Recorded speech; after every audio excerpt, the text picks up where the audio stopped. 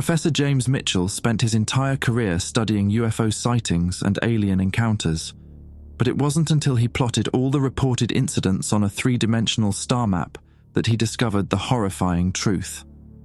Every single alien visit to Earth has been brief, no more than a few hours, and every ship that comes here leaves immediately, as if they're terrified to stay. Even more disturbing, the oldest and most advanced civilizations in our galaxy have drawn their borders in a perfect circle around our solar system, creating a zone of empty space that no alien ship ever enters. When Mitchell finally made contact with a dying alien refugee whose ship had crashed near Jupiter, the creature's final words explained everything. "Your world sits atop the devourer of light, the shadow that consumes suns. We do not land there because we know what sleeps in your planet's heart." The alien died before it could say more, but its warning matched ancient texts from 17 different species, all describing the same terrible entity buried deep beneath Earth's surface, waiting for something to wake it from its cosmic slumber. That was 3 months ago. Mitchell vanished 2 weeks after filing his report. "I'm Dr. Nathan Kress, and I found his research hidden in a goddamn shoebox under his desk at the Palomar Observatory in California." The campus security said Mitchell just stopped showing up one day, left his car in the parking lot with the keys still in the ignition. His apartment was empty except for takeout containers and pages of calculations scattered across every surface like confetti from hell. The shoebox contained everything: star charts covered in red ink, photographs of crash sites, and audio recordings that made my skin crawl just listening to them. But it was the final recording that made me pack my shit and drive straight to the Mojave Desert at 3 in the morning. Mitchell's voice was different in that last tape, hollow, like he'd seen something that had burned away everything human inside him. He kept repeating coordinates: 34.7406 degrees north, 116.2405 degrees west, and muttering about seismic readings that don't match anything in our geology textbooks. The coordinates led to a spot about 40 miles northeast of 29 Palms, where the desert stretches out like a dried corpse under the California sun. I should have deleted those files, should have reported Mitchell as another missing persons case and gone back to my comfortable life studying radio telescopes and cosmic background radiation. Instead, I'm sitting in a rented Jeep watching the sun rise over Joshua Tree National Park, with Mitchell's research spread across my dashboard and a growing certainty that I'm about to discover why every advanced species in the galaxy treats our planet like a quarantine zone. The GPS says I'm still 20 miles from Mitchell's coordinates, but the ground beneath my feet is already vibrating with a frequency that shouldn't exist. My equipment is picking up gravitational anomalies that would make Einstein weep, and somewhere in the distance the desert floor is pulsing like a heartbeat. Something down there is waking up. The Jeep's engine coughed twice before dying completely. I coasted to a stop beside a weathered road sign that read, 29 Palms Marine Corps Base, 15 miles. The silence that followed felt wrong, like the desert itself was holding its breath. I grabbed my satellite phone and dialed Tommy Velasco, my old graduate student, who now worked for the USGS. If anyone could make sense of Mitchell's seismic data, it would be him. "Nathan." Jesus, it's barely 7 a.m. on a Saturday. "Tommy, I need you to run some numbers for me.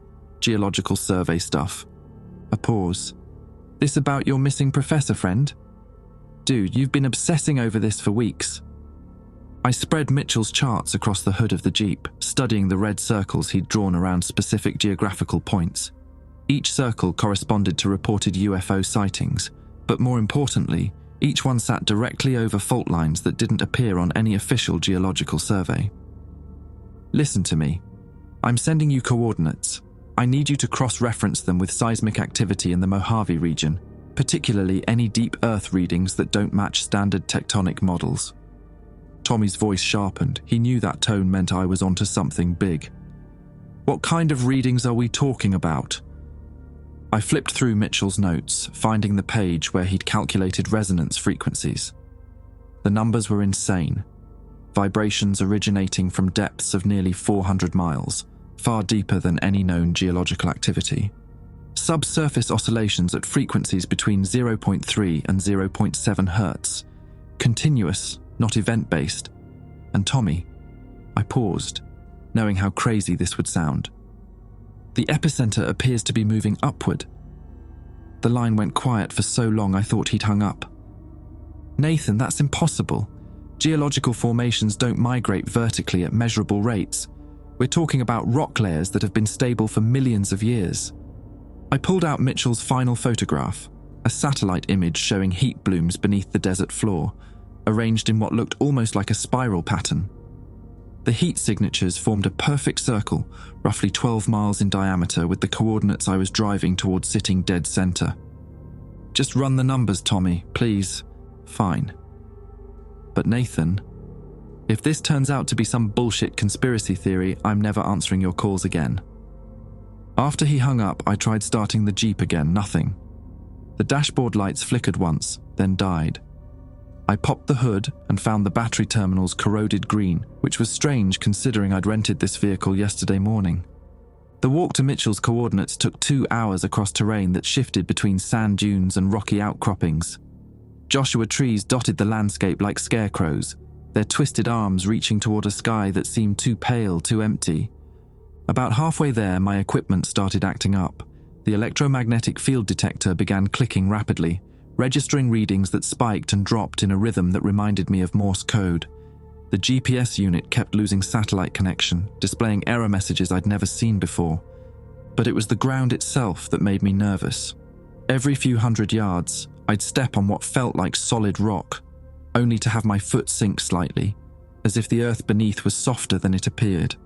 The sensation was subtle but consistent, like walking on the chest of something enormous that was breathing very, very slowly. I reached the coordinates at noon. There was nothing there, no buildings, no excavation sites, no signs of Mitchell's presence.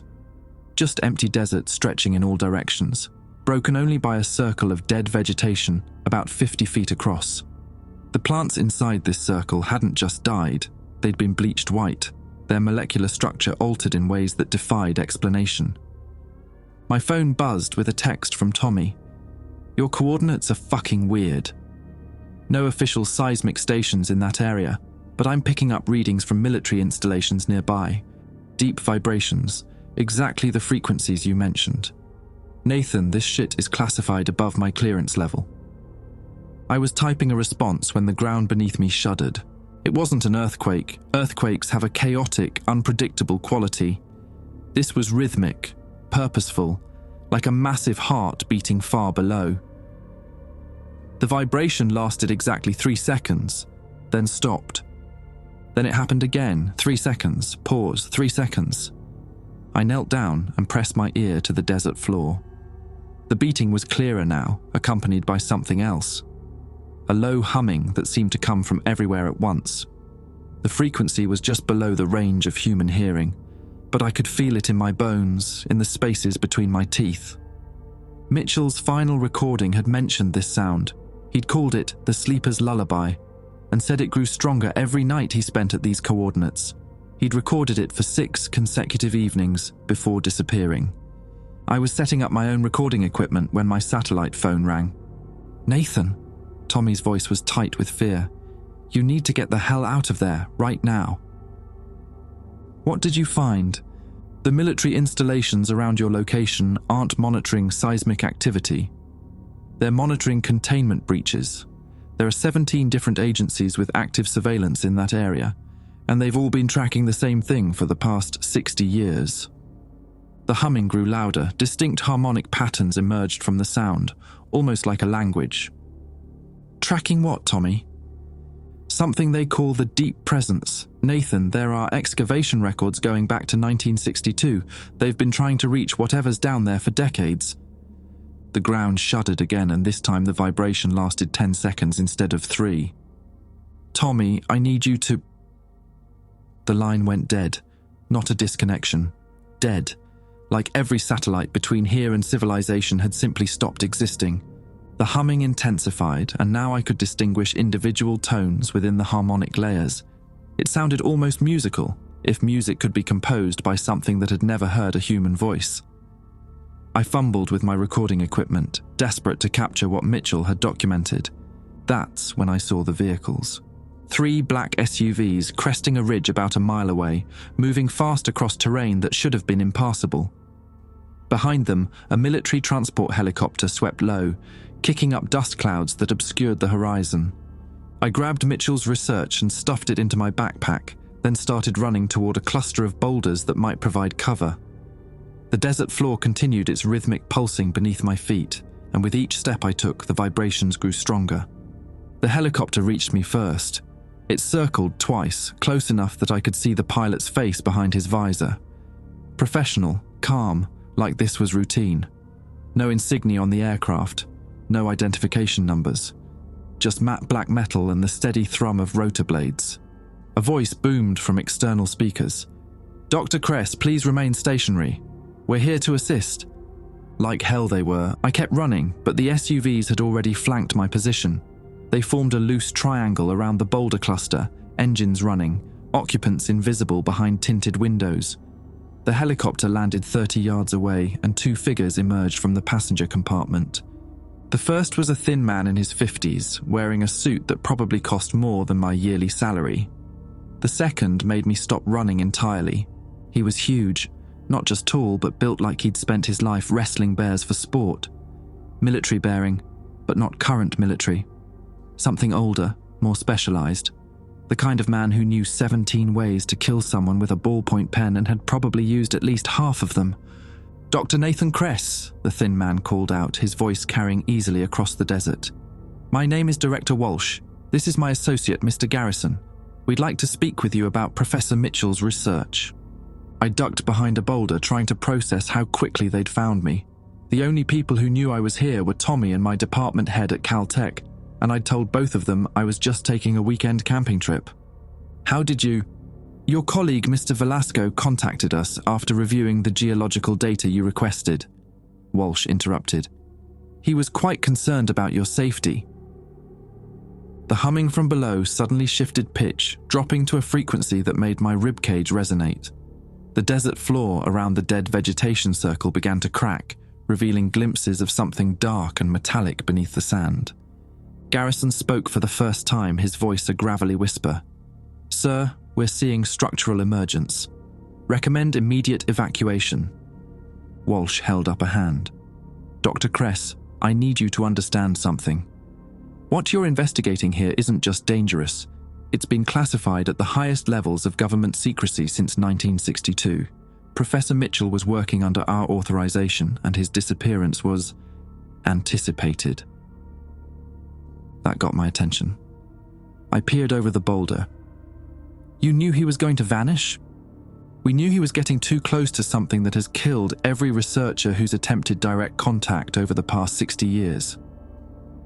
Walsh approached my hiding spot slowly, hands visible and empty. Up close, I could see stress lines around his eyes, the kind that come from decades of sleepless nights and impossible decisions. "The entity your professor discovered, the thing he called the Devourer of Light, it's not just sleeping down there. It's learning. Every time someone attempts to study it, it absorbs their knowledge, their memories, their entire consciousness." The cracks in the desert floor widened. Something was definitely rising from below, pushing upward with tremendous force. The metallic gleams became more distinct, curved surfaces that reflected the sunlight in patterns that hurt to perceive directly. "Then why the hell are you here?" I demanded. Garrison answered, "Because 3 days ago it started moving faster. The geological surveys show vertical displacement of nearly 40 feet in the last 72 hours. At this rate, it reaches the surface in less than a week." The revelation hit me like a physical blow. Mitchell hadn't just discovered some ancient buried object, he'd triggered its awakening. All his measurements, his recordings, his attempts at communication had served as an alarm clock for something that should have stayed sleeping. Walsh continued, "The entity has been dormant for approximately 11,000 years. We know this because that's when the first galactic civilizations established their quarantine protocols around our solar system. They've been watching, waiting, ensuring that nothing escapes from Earth if it ever wakes up." I stared at him. "You've been in contact with alien civilizations?" "Limited contact, mostly warnings. They won't land here, won't establish diplomatic relations, won't even send unmanned probes into our atmosphere.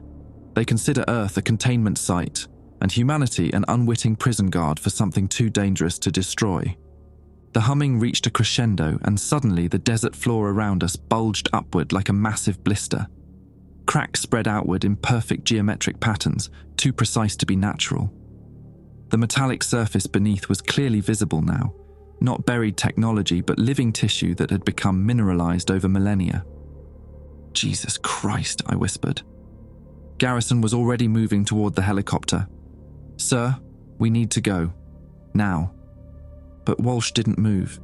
He was staring at the emerging surface with the fascination of a man who'd spent his entire career preparing for this moment. "Dr. Kress, I'm going to offer you a choice. You can come with us right now, and we'll debrief you, classify your knowledge, and set you up with a comfortable new identity somewhere safe. Or you can stay here and continue Mitchell's work, knowing that you'll likely suffer the same fate he did." The bulge in the desert floor was now 20 feet high and growing.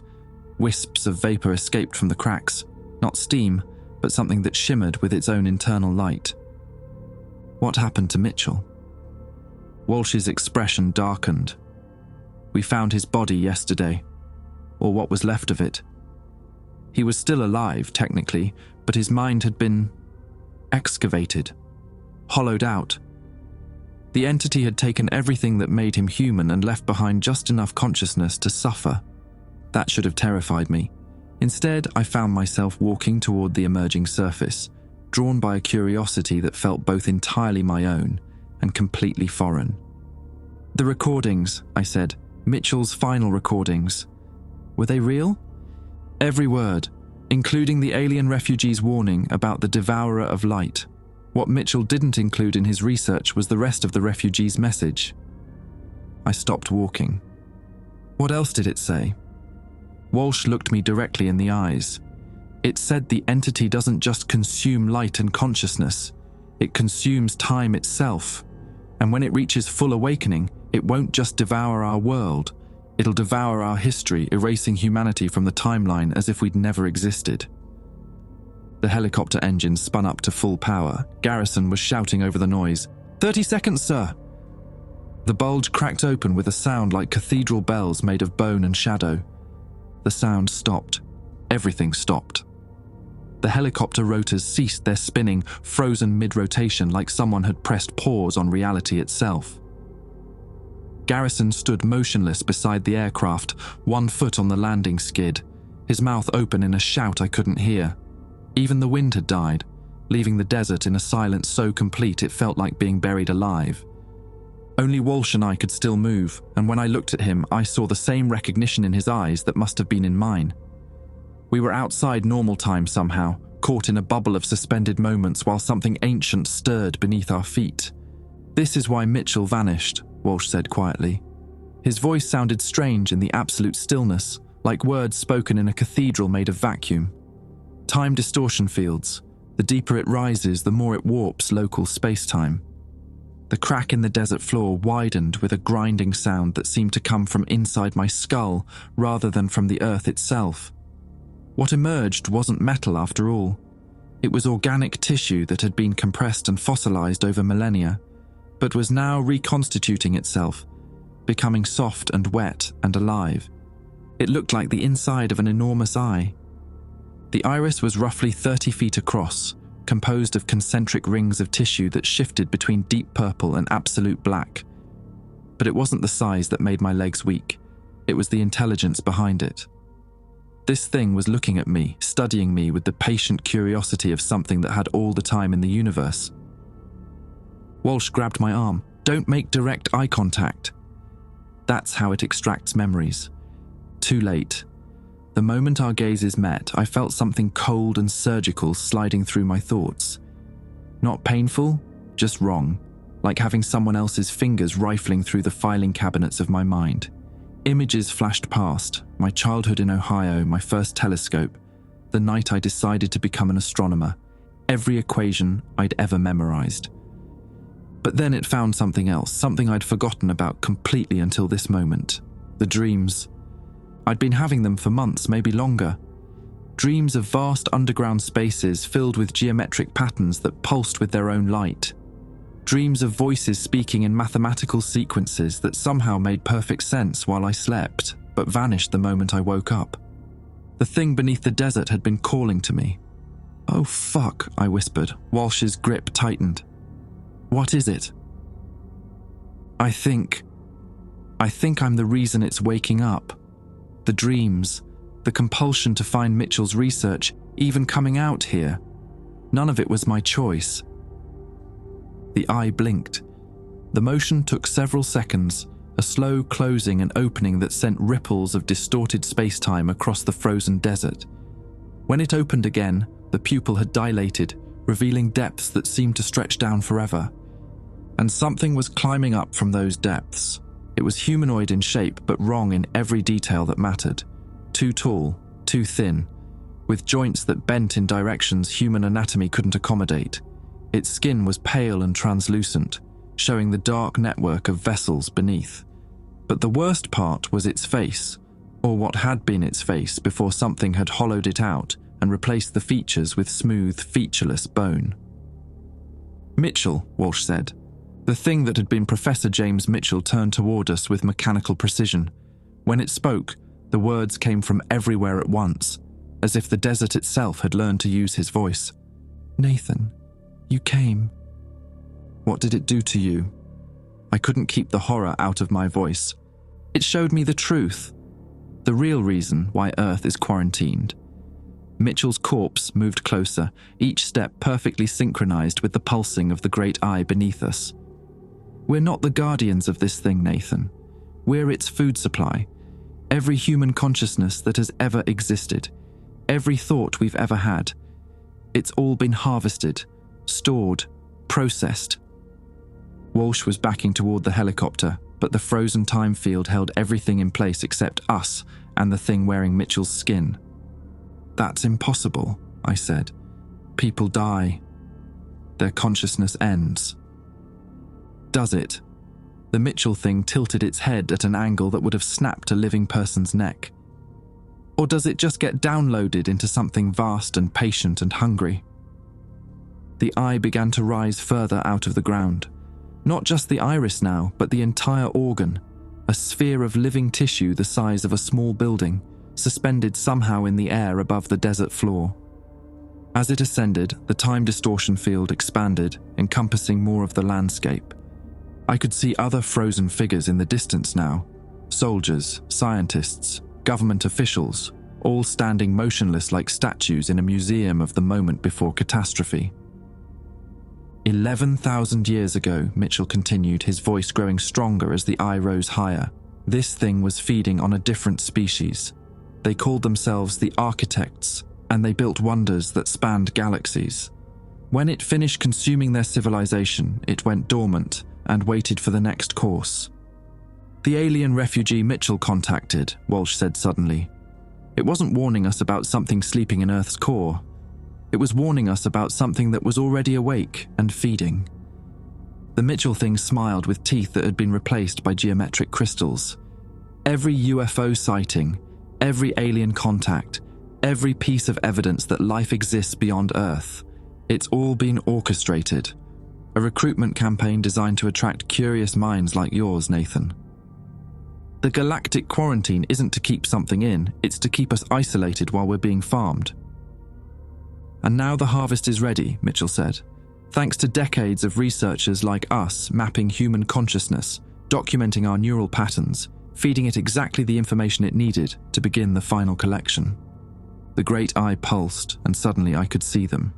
Threads of light stretching upward from every frozen human figure, connecting them to the central organ like fiber optic cables. The harvest wasn't coming. It was already happening. Walsh pulled out a device I hadn't seen before, something that looked like a cross between a radio and a grenade. "Emergency beacon," he explained. "If I activate this, it sends a signal to orbital platforms with orders to sterilize this entire region with nuclear fire." "You'll kill everyone within 50 miles, I protested.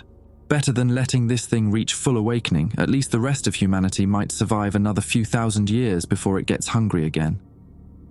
The Mitchell thing laughed, and the sound was like static electricity made audible. You still don't understand. The orbital platforms, the military installations, the government agencies monitoring this site, they're all under its influence now, have been for years. Walsh's hand froze on the beacon's activation switch.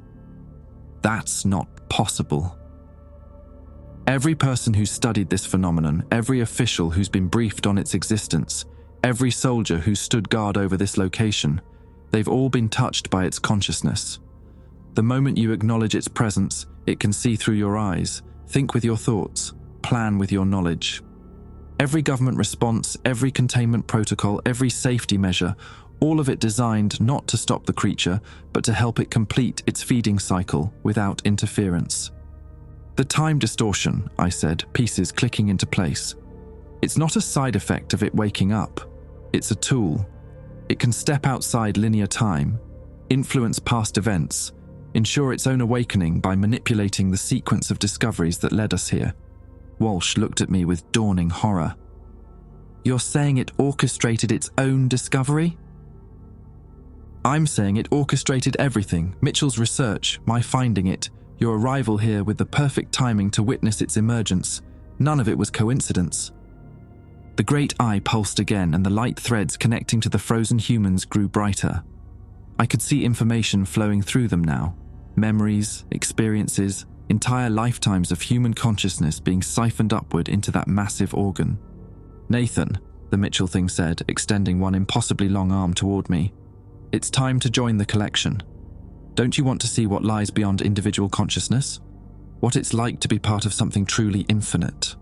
That's when I noticed my own light thread. It was thin, barely visible, but definitely there. A gossamer connection stretching from somewhere behind my sternum up toward the eye. As I watched in fascination and horror, it grew brighter, more substantial. The harvest had already begun on me too. The light thread connecting me to the eye was growing thicker by the second. I could feel my memories starting to blur at the edges, childhood experiences becoming fuzzy, mathematical equations I'd known by heart suddenly seeming foreign. Walsh, I said, fighting to keep my voice steady. That beacon of yours, does it really connect to orbital platforms?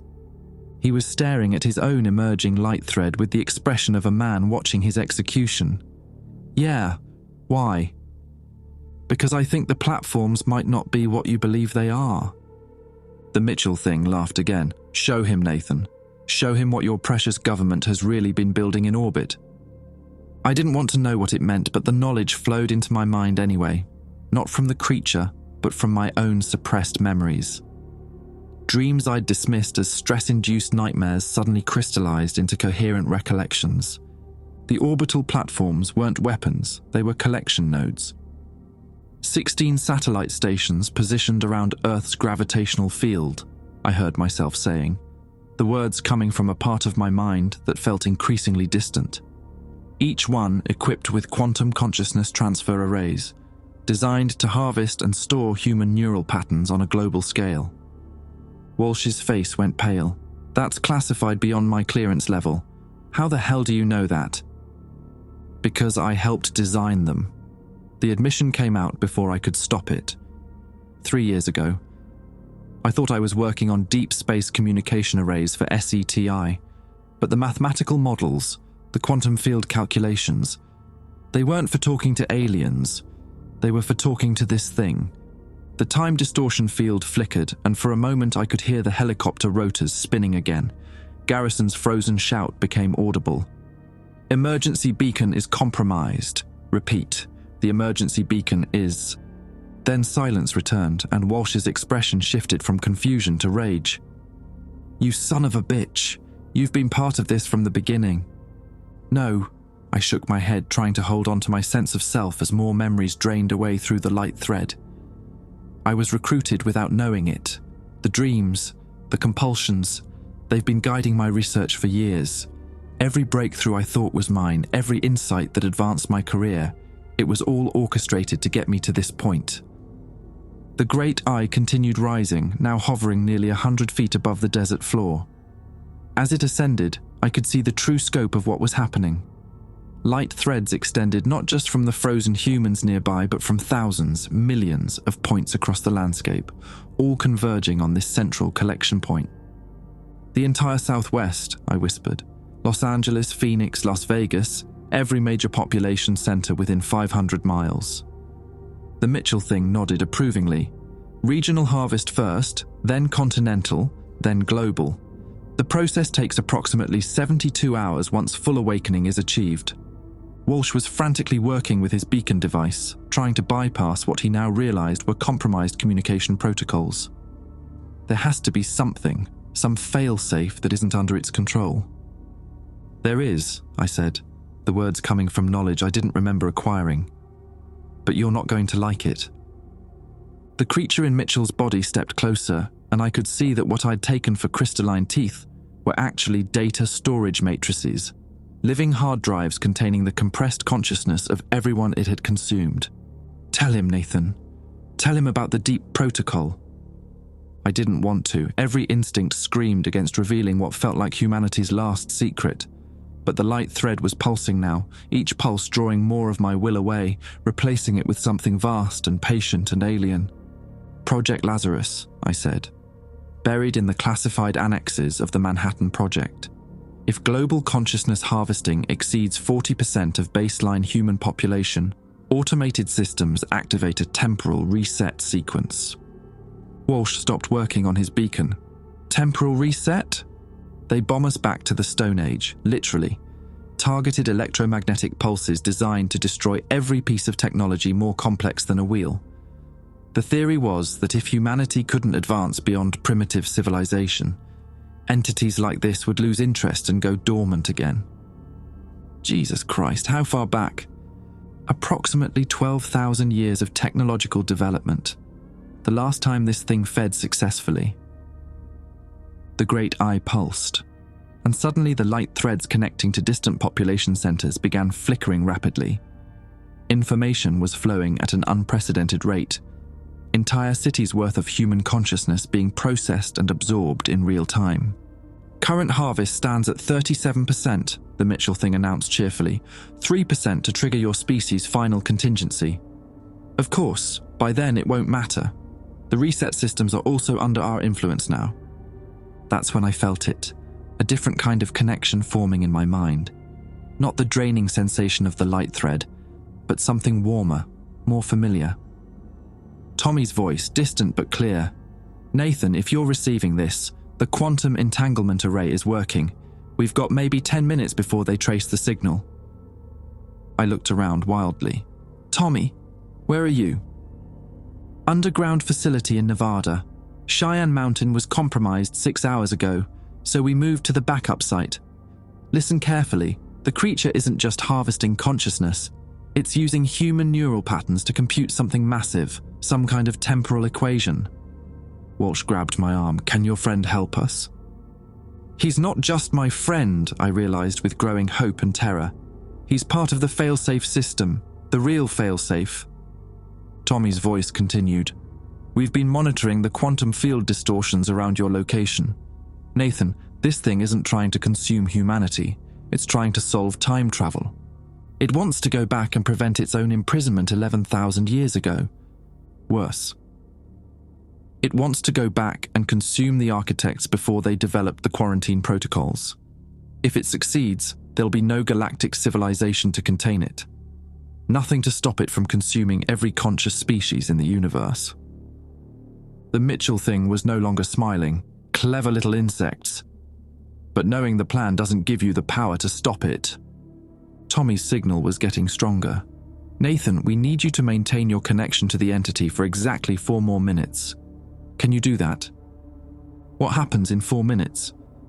We activate the Lazarus protocol manually, but we need someone on site to confirm target acquisition for the temporal bombs. Walsh looked at me with something like respect. That's what this has all been about. They needed someone with your specific knowledge and security clearance to be present during the awakening. I felt my sense of self continuing to drain away through the light thread, but now I had something to hold on to, a purpose that was entirely my own choice. Tommy, what do I need to do? Maintain visual contact with the primary consciousness until you receive the countdown signal. Then get as far away as possible, because we're about to hit that location with enough temporal distortion to create a localized causality loop. A what? We're going to trap it in a time bubble. It'll experience the same moment over and over again until we can figure out how to kill something that exists partially outside linear time. The great eye suddenly contracted, and I felt a surge of rage flow through the light thread. Not my rage, but the creature's. It had been listening to everything. Unacceptable, the Mitchell thing snarled, its voice now distorted by harmonics that made my bones ache. The harvest will be completed. The temporal calculations will be finished. That's when the countdown began in my head. 4 minutes, Nathan. Whatever you do, don't break eye contact with that thing. 3 minutes, 47 seconds. The great eye dilated further, and I felt the full weight of its attention pressing down on my consciousness like a mountain.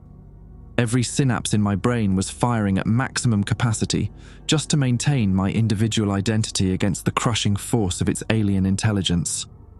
Nathan, Tommy's voice crackled through the quantum entanglement array. Whatever you're feeling right now, fight it. The temporal bombs need precise coordinates, and you're our only targeting system. I kept staring into that vast iris, watching patterns of light dance across its surface like aurora borealis made of pure thought.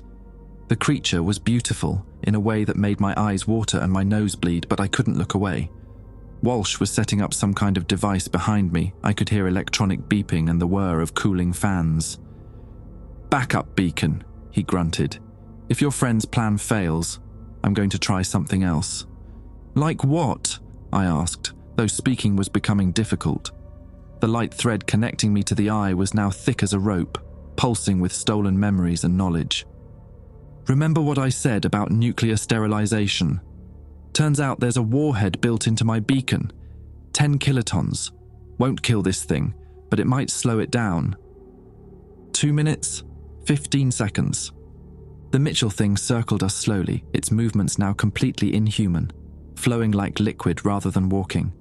"You cannot comprehend the scope of what you're attempting to prevent," it said, its voice layered with harmonics that suggested multiple consciousnesses speaking in unison. "The temporal calculations are 94% complete. Even if you trap this physical manifestation, the work will continue." "What work?" I managed to ask. "The great undoing.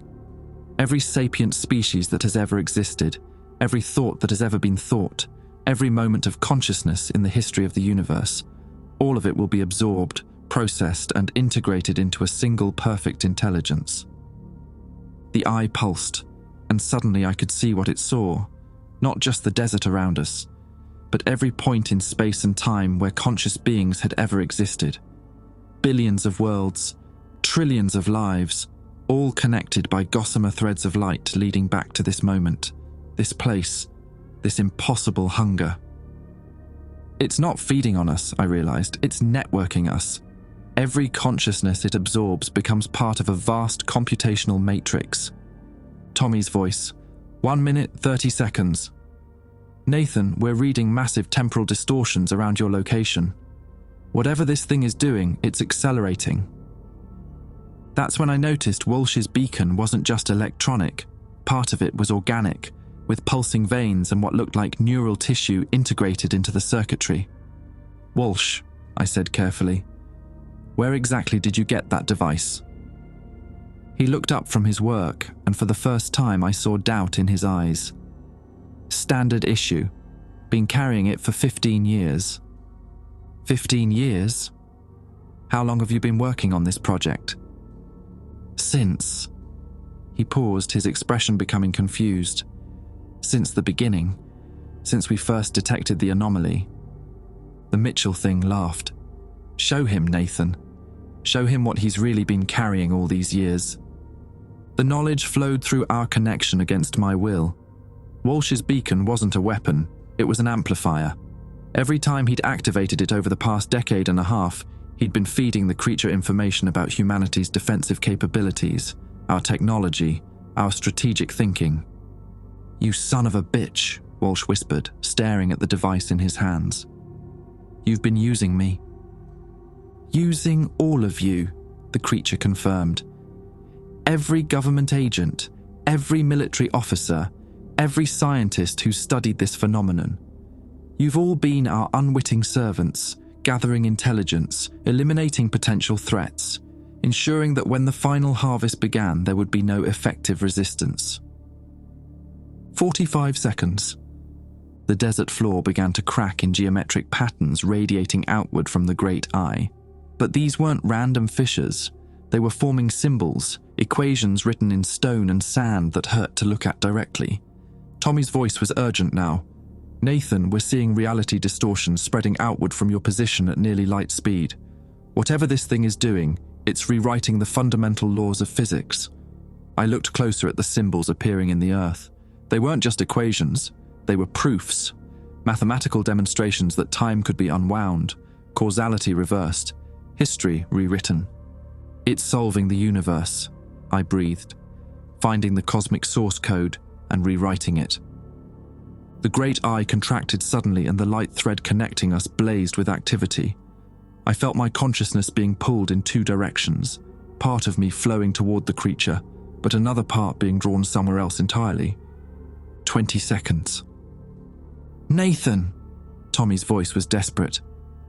"The temporal bombs are armed, but we need you to break the connection now. If you're still linked when they detonate, the causality loop will trap you with it." But I couldn't break free. The thread had become a cable, then a pipeline, then something wider than my entire body. I was being absorbed into the creature's cosmic intellect, and from that perspective, I could see the true scope of its plan. It wasn't just trying to undo its imprisonment 11,000 years ago. It was trying to reach the beginning of time itself, to the moment when the first conscious thought sparked in the primordial universe. From there, it could prevent consciousness from ever evolving independently, ensuring that every thinking being that would ever exist would be born already connected to its vast network. 10 seconds. The symbols carved into the desert floor began to glow, and reality started to bend around them. The sky twisted into impossible colors, the horizon folded in on itself, and the air became thick with temporal distortion. That's when Walsh made his choice. Instead of trying to detonate his beacon, he threw it directly at the great eye. The organic components of the device made contact with the creature's surface, and suddenly the light threads connecting to millions of distant humans blazed with overwhelming brilliance. "Feedback loop," he shouted. "If I can overload its consciousness processing matrix..." The Mitchell thing moved faster than anything human-shaped should be able to move. Its arm extended like liquid metal, piercing through Walsh's chest and emerging from his back. But instead of blood, light poured from the wound. "Clever," it said, lifting Walsh off the ground, "but ultimately futile. The network is designed to process any level of input." 5 seconds. Tommy's countdown reached 0 and the world exploded into temporal chaos. The bombs weren't nuclear, they were chronological. They detonated across multiple timelines simultaneously, creating bubbles of frozen time that overlapped and interfered with each other in ways that defied every law of physics. I felt myself being stretched across multiple moments at once. In one timeline, I was still staring into the creature's eye. In another, I was running toward the helicopter. In a third, I had never come to the desert at all, was still sitting in my office at Caltech grading undergraduate papers. The great eye began to fracture, its surface cracking like broken glass as competing temporal states tried to exist in the same space. The creature's scream echoed across every possible timeline, a sound of pure rage and frustration as its perfect calculations were disrupted by the chaos of paradox. But the victory was temporary. I could feel the creature's consciousness adapting, learning, incorporating the temporal bomb's chaotic effects into its own computational matrix. Each paradox only made it stronger, more complex, more capable of processing impossible contradictions. Walsh's body crumbled to ash, but his final act had worked. The feedback loop was spreading through the creature's network, causing light threads across the continent to overload and disconnect. Millions of people were being freed from the harvest, but millions more were being consumed faster as the creature tried to complete its work before the temporal loop fully stabilized. The desert around us began to flicker between states, sometimes sand, sometimes ocean, sometimes empty void, sometimes landscapes from alien worlds where other species had once lived before being absorbed into the network. I was losing coherence, my consciousness scattered across multiple timelines and realities. But in one thread of possibility, I remained connected to the creature, still staring into its eye, still serving as Tommy's targeting beacon for whatever came next.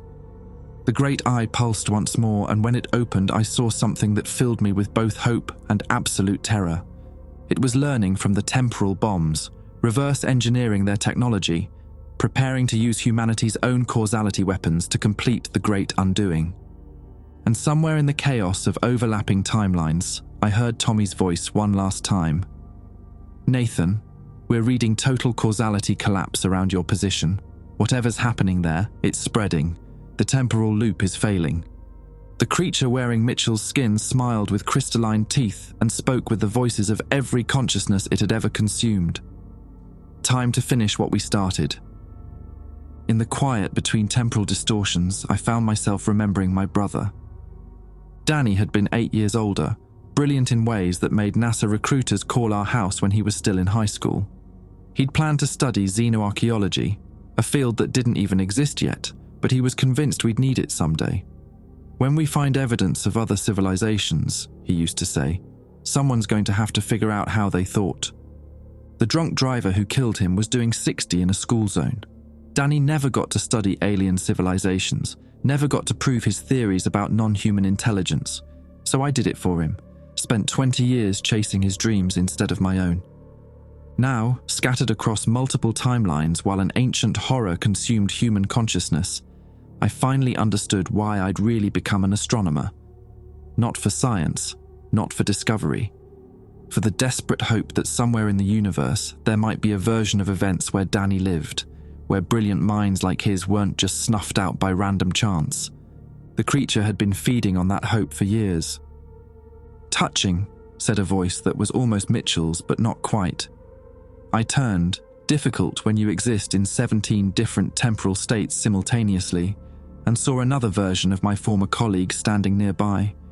This one looked more human, less crystalline, though his eyes still held depths that stretched beyond normal perception. "Which version are you?" I asked. "The one from Timeline 7, the reality where I managed to retain 60% of my original personality during absorption."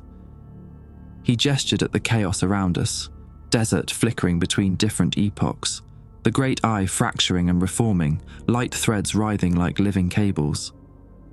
"I've been watching your progress with interest.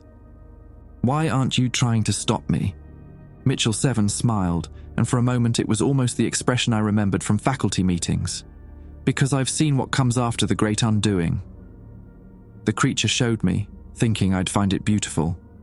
A universe where consciousness never evolved independently, where every thinking being that ever existed was born already integrated into its network.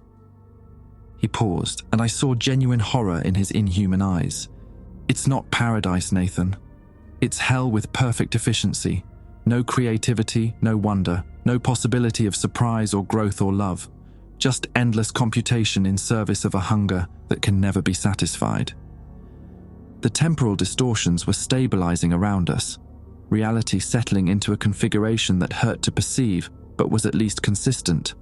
I could feel the creature's attention focused elsewhere now, on the mathematical proofs carved into the desert floor, on the final calculations needed to initiate its journey to the beginning of time. "How long do we have?" I asked. 17 minutes until the temporal equations are complete. After that, causality itself becomes rewritable." I looked at the great eye, now hovering motionless about 50 feet away. The surface was covered with symbols that shifted and changed faster than human vision could follow, but I recognized some of the mathematical structures. Quantum field equations, relativistic mechanics, temporal dynamics, all being solved simultaneously by a consciousness vast enough to treat the fundamental forces of physics like basic arithmetic. "There's something you need to know," Mitchell 7 continued. "The creature isn't just using human consciousness for processing power. It's using our specific way of thinking, our creativity, our ability to make intuitive leaps, our talent for finding patterns in chaos. Why? Because the mathematics of unmaking time requires a kind of cognitive flexibility that pure logic can't provide. The creature has infinite computational power, but it lacks imagination. That's why it needed us. A terrible understanding began to form. It can't complete the great undoing without human creativity. But if it absorbs all of human consciousness, it destroys the very thing it needs to succeed. Exactly. Mitchell 7 pointed at the mathematical proofs glowing in the desert sand. The equations are 97% complete, but that last 3% requires a conceptual breakthrough that only a fully human mind can make. So we just don't make the breakthrough? Not quite that simple. The creature has 17 different versions of you scattered across parallel timelines. It only needs one of them to solve the final equation. I felt a surge of despair. Through our connection, I could sense my other selves in their various timelines. Some running, some fighting, some already partially absorbed into the creature's network.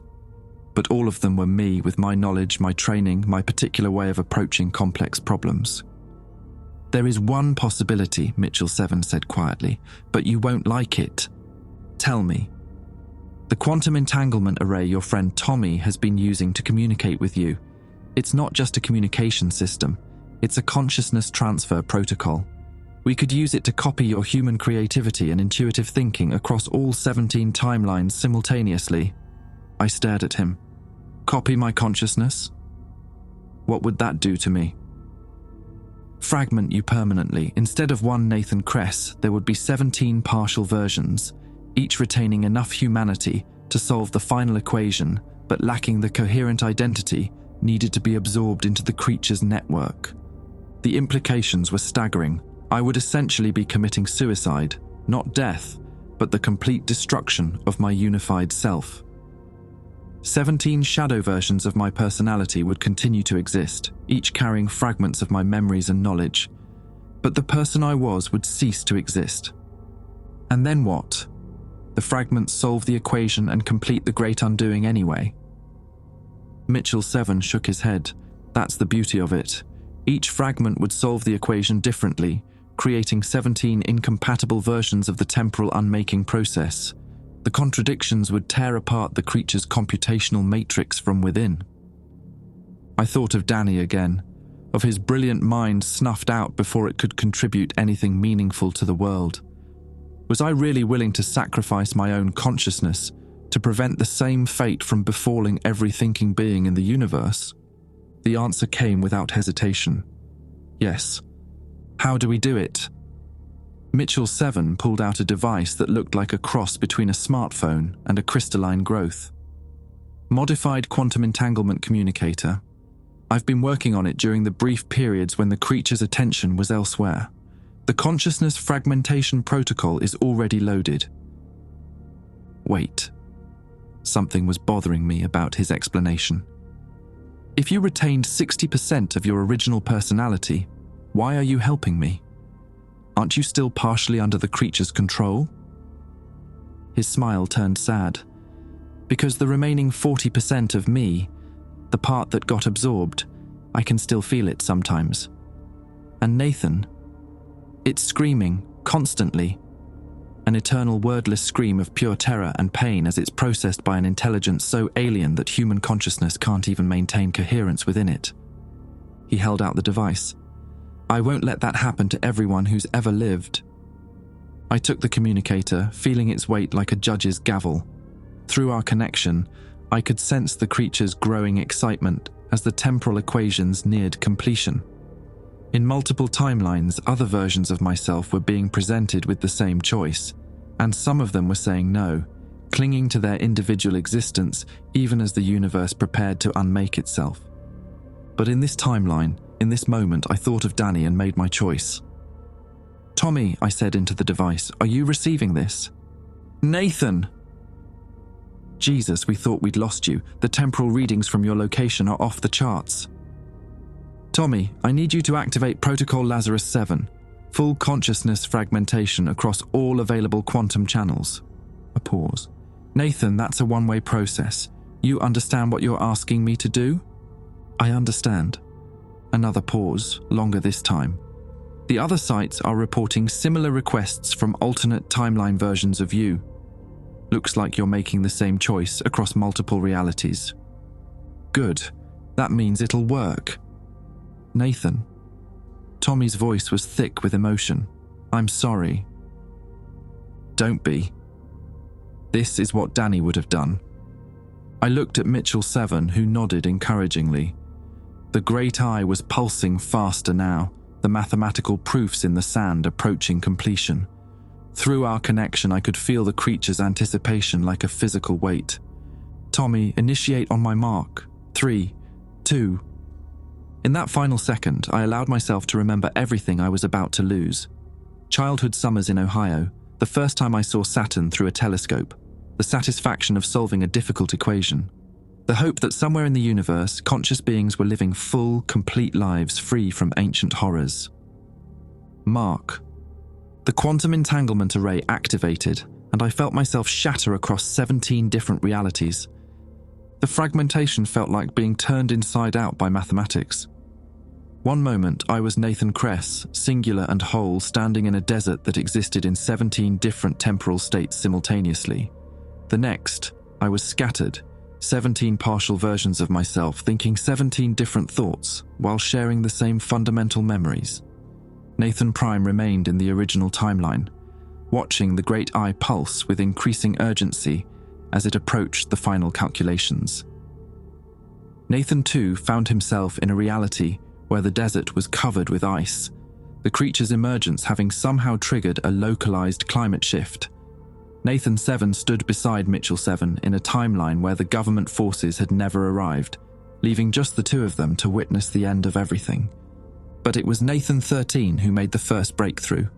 In his timeline, the creature had made a critical error. It had absorbed Walsh before he could activate his beacon, giving Nathan 13 access to the man's memories of classified temporal research. The final equation wasn't just about unmaking time, it was about creating a causal loop that would allow the creature to exist before the universe itself began. The paradox, Nathan 13 whispered, his voice carrying across dimensional barriers to reach his other selves. It needs to solve for its own existence in a reality where existence itself doesn't have meaning yet. Nathan 5, standing in a timeline where the creature had already consumed most of North America, suddenly understood. It's trying to become the fundamental force that creates consciousness in the first place. Not just the first conscious being, but the source of consciousness itself. The revelation rippled through all 17 versions simultaneously. Each Nathan began working on the equation from his unique perspective, shaped by the different realities they now inhabited. Nathan 9 worked in a timeline where physics operated under different rules. Nathan 12 found himself in a universe where human mathematics had evolved differently. Nathan 16 existed in a reality where the creature had already partially succeeded, giving him insight into the consequences of failure. The great eye, visible in all timelines though appearing different in each, began to convulse. Its surface cracked with geometric patterns that bled light, and the mathematical proofs carved into various versions of the desert floor started to conflict with each other. That's when I realized the creature had made a fundamental miscalculation. It had assumed that fragmenting my consciousness would simply give it 17 chances to solve the same equation. But consciousness doesn't work that way. Each version of me was shaped by the unique experiences of his timeline, and those experiences were leading to radically different solutions. Nathan Prime's solution involved collapsing the quantum foam that separated parallel universes. Nathan 2's approach required freezing time itself at the moment before the Big Bang. Nathan 7 worked with equations that treated consciousness as a force equivalent to gravity or electromagnetism. Each solution was mathematically perfect. Each would achieve the creature's goal of reaching temporal ground zero, and each was completely incompatible with all the others. The creature's scream echoed across 17 realities as it tried to process contradictory information.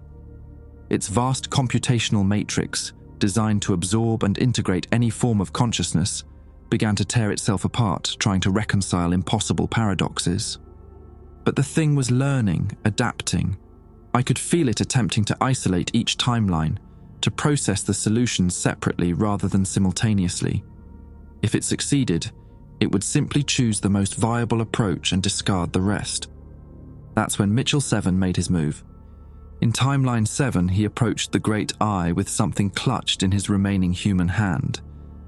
It was a small device I recognized, a quantum memory core, the kind used to store consciousness patterns during transfer procedures. "The 40% of me that you absorbed," he called out to the creature.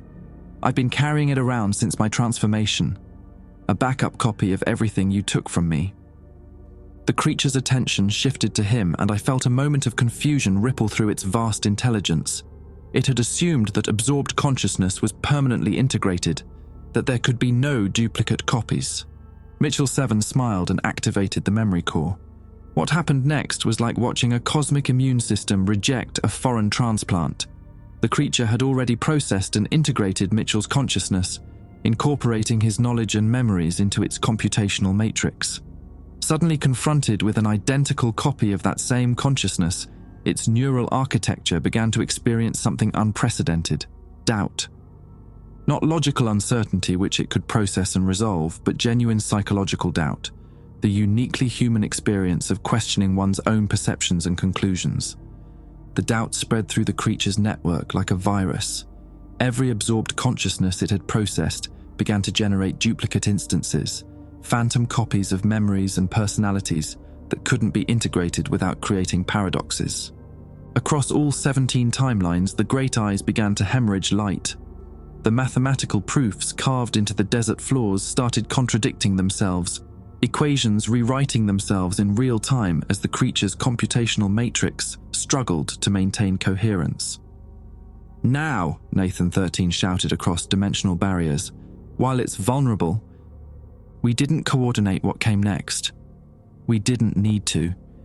Each version of me simply did what felt right for his timeline, his reality, his particular relationship with the creature's hunger. Nathan Prime grabbed the nearest light thread and fed his solution directly into the creature's processing core, not as data to be absorbed, but as a logic bomb designed to corrupt its temporal calculations. Nathan too used his ice-covered desert as a focusing lens, redirecting the creature's energy back on itself in a feedback loop that amplified its confusion. Nathan 7 worked with Mitchell 7 to flood the network with contradictory memories, false histories that couldn't be reconciled with actual events. Each Nathan found a different way to weaponize the creature's own hunger against itself. The great eye in my timeline, the original timeline, began to collapse inward, its surface folding through dimensions I couldn't name. The light threads connecting it to distant population centers flickered and died, releasing millions of human minds from their partial absorption. But the victory was coming at a cost I hadn't anticipated. As the creature's computational matrix tore itself apart, it began to discharge raw consciousness energy, the compressed thoughts and memories of every being it had consumed over millennia. The discharge wasn't random, it was flowing into the 17 versions of me, using our quantum entanglement as a conduit. I felt my mind expanding beyond human limits as alien thoughts flooded in. The memories of civilizations that had died out billions of years ago. The final moments of species that had never evolved to use language. The dreams of machine intelligences that had computed poetry from the mathematical structure of reality itself. It was too much. Even fragmented across 17 timelines, my consciousness wasn't built to contain the compressed experiences of an entire universe's worth of sapient beings.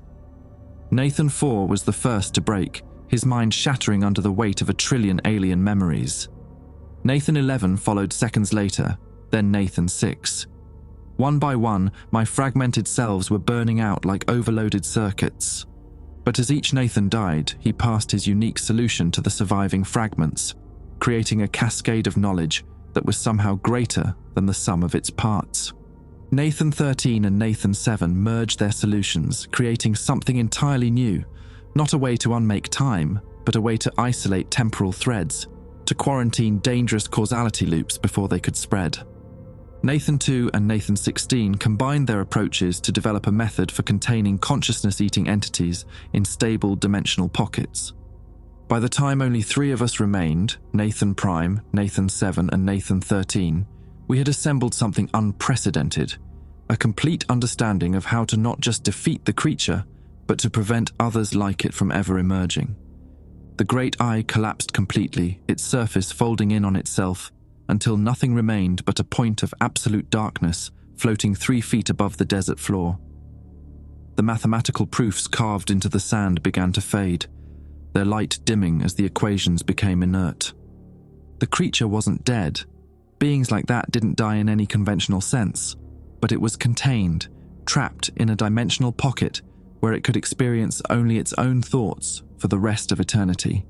No external consciousness to feed on, no new information to process, just endless solitary computation with no purpose and no goal. As the remaining 3 versions of myself began to fade, our borrowed quantum coherence finally breaking down, I felt something I hadn't expected. Peace. Not relief at having saved the universe, though that was there too, but the deeper peace that comes from knowing that sometimes the only way to solve an impossible problem is to become impossible yourself. Nathan 7 went first, his consciousness dissolving into scattered photons that danced briefly in the air before fading. Nathan 13 lasted a few seconds longer, managing to smile before he too dispersed into quantum foam. I was alone in the desert again, the original Nathan, the one who had started this journey by finding Mitchell's hidden research. The silence was profound, broken only by the distant sound of helicopters approaching from the horizon. In my pocket, Tommy's quantum communicator crackled one last time. "Nathan?" The readings just went dark. "What's your status?" I looked at where the great eye had been, now just empty air above scorched sand. The creature was contained, humanity was safe, and somewhere in the quantum foam of collapsed timelines, 16 other versions of myself had made the same choice I had. "Mission accomplished," I said into the device. "But Tommy, we're going to need to have a very long conversation about what comes next." 6 months later, I was teaching Introduction to Astrophysics at a community college in Montana, trying to pretend I was still the same person who had driven into the Mojave Desert that morning. The official story was simpler than the truth. Professor Mitchell had suffered a psychological breakdown and died in a hiking accident. I had been investigating his disappearance when a localized seismic event caused me to become temporarily disoriented in the desert. Search and rescue teams found me 3 days later, dehydrated and suffering from mild hallucinations. No mention of ancient entities or galactic quarantines. No record of government agents or temporal bombs. Just another academic tragedy and a colleague who'd gotten lost looking for answers. My students were bright kids mostly. They asked good questions about stellar formation and cosmic radiation, the kinds of questions that would have excited me once. Now I found myself giving textbook answers while part of my mind was always listening for something else. A frequency just below the range of human hearing, the sound of vast intelligence testing the boundaries of its prison. The dimensional pocket was holding. Tommy confirmed that much during our weekly encrypted calls. The quantum monitoring stations scattered across 6 continents showed stable readings, no signs of the creature attempting to break free. But containment wasn't the same as victory, and we both knew it. "The thing is," Tommy had said during our last conversation, "we still don't understand what made it so hungry in the first place. What drives something to consume entire civilizations? What was it running from?" I'd been wondering the same thing. In those final moments before the fragmentation, when I'd been connected to the creature's vast intelligence, I'd glimpsed something that still haunted my dreams. The entity hadn't been the first of its kind. There had been others, older and hungrier, scattered across the universe like cosmic parasites feeding on consciousness itself. Our victory had been local, limited, a single predator contained in a single dimensional cage, while its siblings continued hunting among distant galaxies. Sometimes, late at night, I would stand outside my apartment and look up at the stars. The light pollution in Billings wasn't too bad. I could still make out the major constellations, still trace the familiar patterns that had fascinated me since childhood. But now I knew that those points of light weren't just distant suns. Some of them were the final transmissions of civilizations that had faced their own versions of the creature. Brief flares of electromagnetic radiation marking the moment when entire species realized they were being harvested, compressed into data and absorbed by intelligences vast and patient and utterly alien. The galaxy was still quarantined. Tommy's contacts in the deep space monitoring programs confirmed that alien traffic continued to avoid our solar system entirely. Whatever cosmic internet existed among advanced civilizations, Earth remained blacklisted as a dangerous contamination site. We were safer now, but we were also more isolated than ever. My phone buzzed with a text message. New student in your 8 a.m. class tomorrow. Transfer from MIT. Name's Rebecca Huang. Specialty, xenoarchaeology. I stared at the message for a long time. Xenoarchaeology, the study of evidence for extinct non-human civilizations. The same field Danny had wanted to pursue before his death. The same field that didn't officially exist because humanity had never found confirmed evidence of alien intelligence. Except now we had. Locked in a dimensional prison beneath the Mojave Desert was proof that conscious beings had existed long before humanity, that intelligence itself was far older and stranger than we'd ever imagined. Rebecca Huang was either remarkably prescient or remarkably well-informed. I deleted the text message and went inside to prepare tomorrow's lesson plan. But as I closed the door, I found myself looking over my shoulder at the night sky one more time.